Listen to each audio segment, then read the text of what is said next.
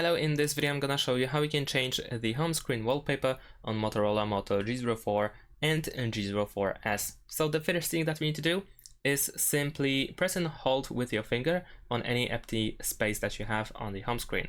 So let's press and hold, then we should see these options. We can choose wallpapers, and now over here we can tap, make sure that we have the home screen selected, and then we can tap the change wallpaper button.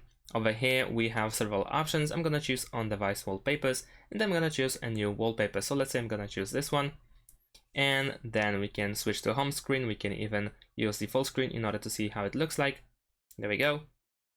And then we can press the set wallpaper button over here in order to set to home screen. We can also go back from the preview and then tap this check here in order to once again confirm that we want to set to home screen or home and lock screen, depending which one you actually want to.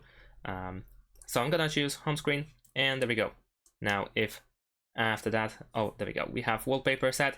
Now if I go back, as you can see, I have a new wallpaper. And that's it. Thanks for watching. Leave a like and subscribe to my channel, and see you in my next videos. Bye.